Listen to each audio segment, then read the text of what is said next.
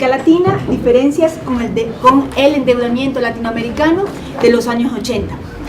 En esta mesa de trabajo vamos a tener dos insumos que van a tratar de estimular la discusión. El objetivo de las mesas de trabajo es sobre todo generar un debate y un diálogo entre ustedes y nuestros panelistas, así que les invito, ¿no?, a una participación activa durante esta mesa. Entonces vamos a tener dos insumos que nos van a dar un poco de información que nos va a permitir tener algunos elementos para debatir. El primer insumo nos lo va a proporcionar Rebeca Rey y el segundo insumo nos lo proporcionará Javier Gómez. Entonces los insumos que haremos serán muy cortitos. Haremos primero los dos insumos de los panelistas y después abriremos para coger una primera ronda de preguntas, ¿no? Y así avanzaremos hasta la 1:30 que está previsto el cierre de esta mesa, y ya me dijeron que tiene que ser puntualito, así que no nos podemos pasar de esa hora, ¿ok? Muy bien. Entonces, si me pasas la... Por supuesto. Ok, perfecto. Muchas gracias. Bueno, es un tema ultra importante, ultra polémico también, entonces qué bueno tener la oportunidad de discutir esto con ustedes. Espero que podamos tener un diálogo más que debate, un diálogo más que pleito, porque creo que no tiene que ser fuente de tanto conflicto, porque en mi punto de vista no veo muy probable otra crisis de deuda china tamaño de lo que vimos en los 80. Y la razón que digo eso es, para tener una crisis regional de deuda externa con China se requieren esas cosas, que sea regional, que sea a base de deuda externa, que sea a base de deuda externa china. Y no hay países en la región que tengan todas esas cosas. O sea, para que pudiéramos tener una crisis a nivel regional de deuda externa con China, tendríamos que tener a varios países en la región que tienen, primero, financiamiento chino muy alto y segundo, niveles de deuda pública externa elevados. Y no hay países en la región que tienen las dos cosas. Hay países que tienen mucha deuda con China, incluso no diría mucho en comparación con las 80. Y hay países que tienen altos niveles de deuda externa, pero no hay los que tienen las dos cosas. Entonces se puede haber crisis de deuda y puede haber tensiones con China, pero que sea de las dos cosas para mí no se veía muy probable. Razón por qué es que los países que han pedido prestado más de China no han tenido tradicionalmente otros acreedores. Entonces su nivel total de la deuda externa se ha mantenido muy debajo de los niveles de lo que vimos en las 80, porque no están recibiendo crédito de todas partes del mundo. Les voy a mostrar un ejemplo. Aquí se ve la deuda pública total al cierre de 2016 como porcentaje del PIB nacional y todo el financiamiento acumulado chino por el último década a cada país. Eso no es el nivel actual de la deuda externa con China. Eso es todo el financiamiento acumulado a través de la década. Se podría imaginar como el peor caso posible, si en caso de que no se repagará ni un centavo de esa deuda. Que sabemos que no es cierto. Por ejemplo, en Ecuador tenemos las cifras actuales y sabemos que la cifra de la deuda actual externa pública con China es 8% del PIB. Entonces, no es 21.9. Entonces, esto se podría imaginar, pero no puedo conseguir cifras paralelos para Venezuela, por ejemplo, para otros países. Entonces, aquí, para tener algo comparable entre países, se ve el peor caso imaginable. Ahora, sí se ve que algunos países sí tienen niveles elevaditos de la deuda externa pública, especialmente en Brasil. Ahora, los economistas neoclásicos derechistas dicen que por encima del 90% del PIB llega a ser insostenible la deuda. Por encima del 90% de la PIB, después de eso, una crisis casi siempre lo acompaña. En mi punto de vista, ellos tienen la causalidad un poco al revés, porque es cuando hay crisis que vemos tasas elevadas de deuda. ¿Por qué? Porque los ingresos públicos ya no están. Entonces, podemos platicar de eso, es otro asunto. Si tomemos el punto de vista más conservadora, más estricta, podríamos poner como una límite para la sustentabilidad de la deuda pública el 90% del PIB, para tener un lugar por donde ponerlo. El único país de la región que ha llegado aún cerca es Brasil en este momento. Bueno, Brasil casi no tiene financiamiento chino.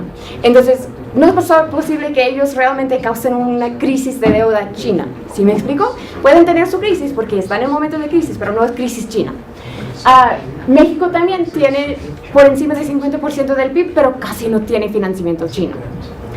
Si vemos especialmente en contexto histórico, aquí se ven las tasas de deuda externa, deuda pública, perdón, no externa, deuda pública total, como porcentaje de los PIB nacionales a través de las últimas décadas.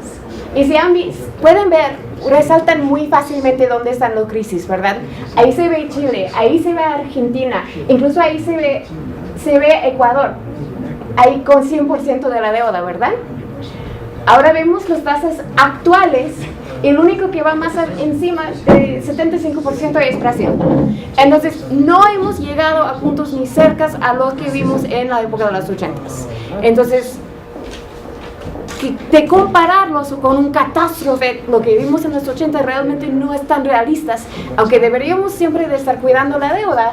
Lo que estamos viendo ahora cabe muy por dentro de lo que tradicionalmente se considera sostenible. Ahora les quiero dar otro ejemplito sobre el caso de Ecuador, porque claro que es muy importante políticamente aquí en Ecuador. Esto es la distribución de la deuda pública externa del Ecuador por los últimos 6 años, perdón.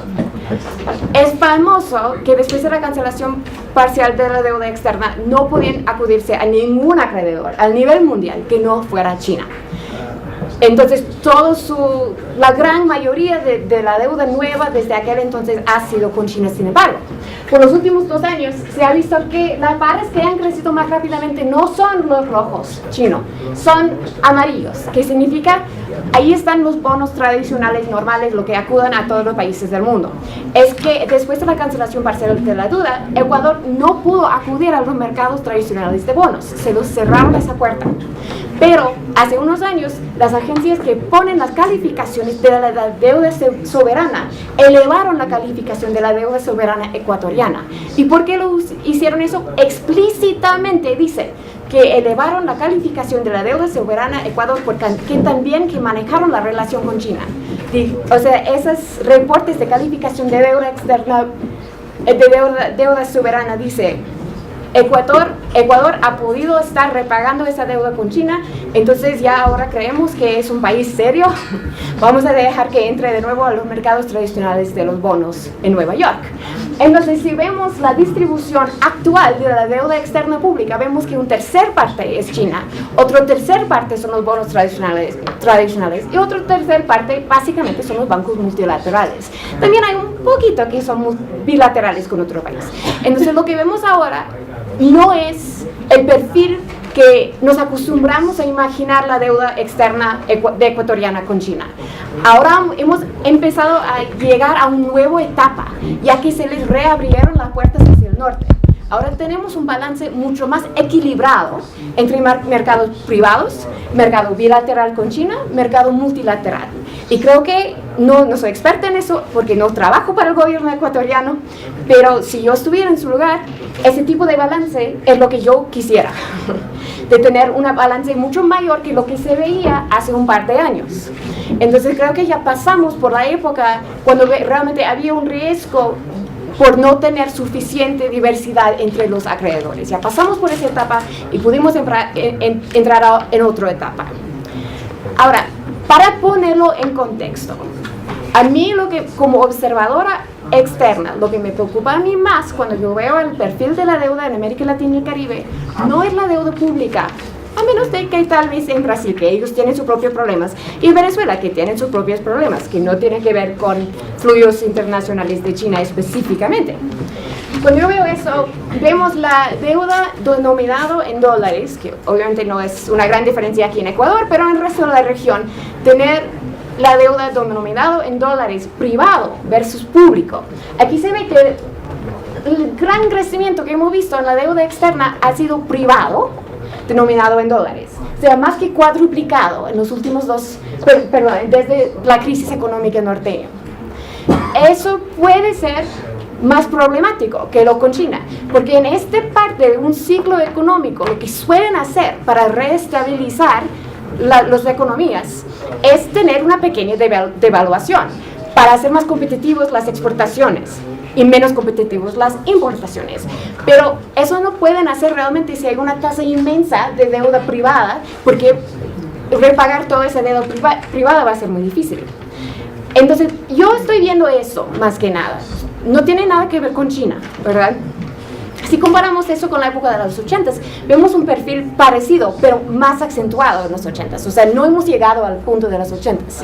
También en esa época la deuda privada, denominado en dólares, también creció muchísimo más rápido que la deuda privada, pero fue más acentuado. Entonces, yo en lo personal no estoy tan preocupado en este momento. Lo único que estoy viendo es la deuda privada externa, denominado en dólares.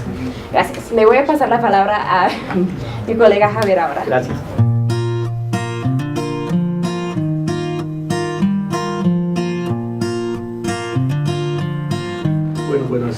Buenos días. Después de escuchar las 3 primeras intervenciones en la mañana, hay un contexto en el que quiero conectar de alguna manera nuestro diálogo hoy sobre una comparación que nos han pedido de lo que ha sido la crisis de la deuda de los 80 con la el actual endeudamiento que tenemos y en muchos casos la presencia omnipresente, como decía el profesor Dussels, la presencia omnipresente de las corporaciones chinas y del Estado chino en su sentido de financiamiento. Voy a jugar con algunos elementos muy rápidamente. Estas ponencias las van a tener ustedes, van a tener acceso a ustedes, entonces no voy a hacer una exposición corrida de la ponencia, solamente voy a utilizar algunos elementos. La historia ha tenido ciclos de endeudamiento y están muy ligados a un proceso muy dinámico y a veces entendido de manera lineal entre los ciclos de crecimiento y de crisis del capitalismo y los ciclos de endeudamiento, ¿ya? Y después de crisis de las deudas de los países dependientes. Eso nos ha acompañado toda nuestra historia, ¿ya? Aunque se entienden además que los procesos de crisis específicos de la deuda es que hay un momento de captación de deuda, que es que quizás estamos viviendo actualmente, hay un momento de crisis y hay un momento de moratoria y hay un momento largo normalmente de negociaciones y renegociaciones y repagos.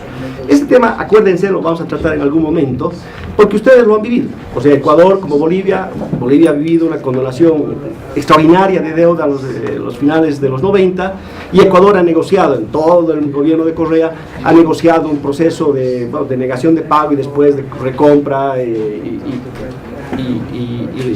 canje. ¿Qué pasó? Vuelvo a tocar, les voy a mostrar este cuadrito que después lo vamos a volver a mirar. Si se fijan en la línea roja, vemos a China y su capacidad de ahorro interno bruto. ¿Qué significa el ahorro interno bruto? La capacidad que tienen los países para ahorrar, o sea, la producción de bienes y servicios expresados al final en un activo líquido, ¿ya? Que es su ahorro. El ahorro interno bruto, si ustedes se fijan, y esa es una serie muy larga, es desde los 60, para China es importante mirar que la etapa de los 80, ya en la etapa de los 80, China ya tenía un nivel extraordinario de ahorro interno bruto. Para pensar en nuestros países latinoamericanos, en momentos extraordinarios estábamos siempre alrededor del 20%, ¿ya? Entonces, esa capacidad de ahorro interno bruto de China se explica por la extraordinaria capacidad que ha tenido el partido, el gobierno y el Estado de explotar el trabajo, porque la generación de valor y de ahorro de los países se da fundamentalmente por los elementos de explotación del trabajo y explotación de la naturaleza. Ese momento, los 80, cuando se plantea China su apertura, ¿ya? Y después los sucesivos planes quinquenales, expresan fundamentalmente el excedente que China tenía de activos líquidos, ¿ya? Y el subconsumo, la incapacidad que tenía su sociedad para consumir lo que producía.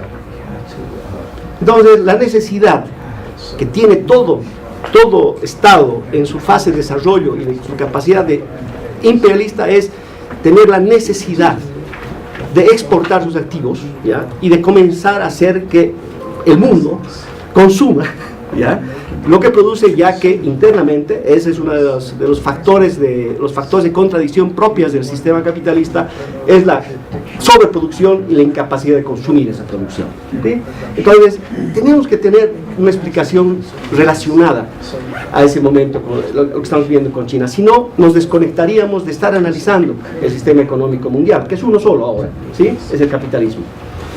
Bueno, entonces, también he querido poner a Estados Unidos, ¿ya? Que está en una tendencia muy larga de caída de ahorro interno. ¿Por qué? Porque se podía entender, hasta antes de los 70, siempre más o menos que los ciclos de crisis y desarrollo del capitalismo, o sea, los ciclos permanentes del capitalismo, se los podía entender también con los ciclos de endeudamiento y de crisis de endeudamiento. No, el 70 rompe, Estados Unidos rompe el patrón, la relación con Bretton Woods, que permitió después de la Segunda Guerra Mundial un acuerdo no equitativo, un acuerdo que de alguna manera regulaba el nivel de endeudamiento de los países y se financió todo el problema de la reestructuración de Europa fundamentalmente, posguerra, y eso duró con un acuerdo, lo que se llamó la creación del Fondo Monetario Internacional, del Banco Mundial y fundamentalmente la relación de las monedas fuertes con la paridad del oro. El momento en que Estados Unidos deja de cumplir eso, tiene la posibilidad de endeudarse eternamente, ¿ya? Haciendo que su dólar pueda financiar el mundo, ¿ya? Sin ningún respaldo real, ¿ya? Entonces, si ustedes se fijan, vuelvo acá, esta caída del ahorro interno... Es la línea de abajo, perdón, los colores no se fijan muy bien. Es la línea de abajo, sí. Gracias. Si ustedes se fijan que está por debajo del ahorro interno bruto mundial, es que Estados Unidos, aún con ahorro bajo, ¿ya? Ha tenido una gran capacidad de seguir financiando el mundo. ¿Qué significa eso para el capitalismo? Eso es un tema muy importante que tenemos que poner en la mente. Es la posibilidad, primero, de crear una burbuja, un crecimiento extraordinario de las finanzas, muy alejadas de la capacidad real de producción. Es un primer elemento. El segundo elemento es que cuando hay crisis del capitalismo, se destruye capital. No solo se destruye trabajo, también se destruye capital. Hay competencia entre el capital. Bueno, Estados Unidos, con esta posibilidad, lo que hizo es no destruir capital, sino reestructurarlo, o sea, reestructurarlo financieramente, darle aire en el negocio plenamente monetario, financiero, transfiriéndonos a nosotros esas improductividades como crisis, ¿sí? Entonces, ese es el elemento central. Pero cuando vuelve, y voy a correr rápidamente, no quiero que nos olvidemos que no voy a abundar en el tema de la crisis de los 80 y del endeudamiento vía transferencias, endeudamiento forzado de los organismos multilaterales para las reformas post-deuda, ¿ya? Sino que voy a intentar explicar lo que Rebeca planteaba con el tema de que no estamos con problemas de deuda. Y es verdad, si nos miramos, Rebeca nos ha mostrado muy claramente, perfecto, ya voy a correr. Y nosotros miramos, vemos nomás una caída extraordinaria después de nuestra gran crisis, entre comienzos de los 80 y 85, la gran crisis de la deuda, y la caída permanente de los indicadores tradicionales de sostenibilidad de deuda. Sí hay que conectarlo con lo que dice después Rebeca, el tema de la deuda privada y no de la deuda pública. Entonces hay que entender que el capitalismo ha encontrado formas más dinámicas de transferir lo que serían sus ineficiencias y desarrollar gran capacidad de presencia monopólica en el mundo a través de lo que llamamos ahora lo que es financiamiento privado, ¿ya? Con mucha más fuerza, siempre ha existido, pero con mucha más dinámica. En los últimos 10 años nuestro endeudamiento privado en la región ha aumentado 3 veces, o sea, extraordinariamente estamos hablando de 700.000 millones de dólares de deuda privada, ¿ya? Entonces es una cosa extraordinaria, pero tenemos que intentar ligarlo, que no solamente el indicador de deuda externa es un indicador que nos podría mostrar que estamos mejor que los 80, ¿sí? Y les voy a, para ir cerrando y después les puedo ir mostrando otras gráficas, para ir cerrando mi primera intervención, yo les trataría de hablar de 4 temas para cerrar mi primera provocación. La relación de dependencia o interdependencia. Hemos manejado mayor independencia en esta última década con menos deuda. Yo les podría asegurar que no, ¿ya? Tenemos una relación extraordinaria de dependencia con nuevos actores, no solamente Estados Unidos todavía con su presencia, aunque Estados Unidos y Europa han bajado su presencia en Latinoamérica, Sí, pero con nuevos actores. Y fundamentalmente dentro de esos nuevos actores está el Estado chino, ¿ya? A través de sus múltiples mecanismos de presencia, que más temprano ustedes lo han escuchado, sus múltiples mecanismos de presencia real y sus múltiples mecanismos de presencia financiera. Ese es un primer elemento, relación de dependencia e interdependencia. El segundo nivel, el segundo tema, sostenibilidad. Se habla mucho de la relación de la deuda y la sostenibilidad. La sostenibilidad tiene que ver fundamentalmente con la capacidad que nosotros tenemos de pagar deuda. Bueno, no es sostenible nuestra deuda. Aunque es pequeña como indicador económico, como indicador relacionado al producto, nuestra capacidad de pagar la deuda proviene de nuestra interdependencia con el comercio mundial. Y bueno, nosotros exportamos materias primas y ustedes fundamentalmente petróleo, y el petróleo se cayó y se va a caer y va a mantenerse por debajo de $50 por varios años. Bueno, la relación de la sostenibilidad de esa deuda tiene que ver con que Ecuador, por ejemplo, está encontrando mecanismos muy innovadores para mantener lo que dice su constitución, su deuda por debajo de 40. Si sumamos los tres elementos de deuda, estaríamos 39.6 en este momento. Está muy cerca de superar la deuda, el límite de deuda constitucionalmente planteada por el gobierno, por el Estado ecuatoriano, y lo que estaríamos diciendo es que estamos caminando muy rápidamente a lo que Rebeca decía, a una posibilidad de que los indicadores de deuda privada y pública vayan incrementándose y nos estén mostrando otra vez graves mecanismos de sostenibilidad de la deuda. ¿Qué tiene que ver esa sostenibilidad con la capacidad de soberanía? El primer día que hemos estado juntos, el equipo que hemos llegado, hemos estado con el profesor Villavicencio, y él nos mostraba el nuevo plan de desarrollo de Ecuador, y nos mostraba 6 proyectos estratégicos, y todos requerían 2 elementos, financiamiento y energía. Y los 2 elementos, más allá del objeto propio de cada proyecto, lo que nos estaba mostrando era una intención extraordinaria de industrializar Ecuador, ¿ya?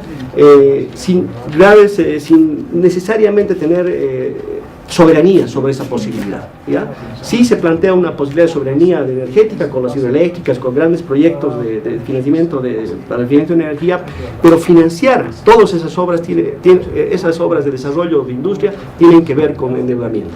Entonces, la posibilidad de hacer soberanía con endeudamiento, si no salimos del mecanismo de ser especializados en materias primas, es excesivamente difícil. Y el otro elemento tiene que ver con la sustentabilidad.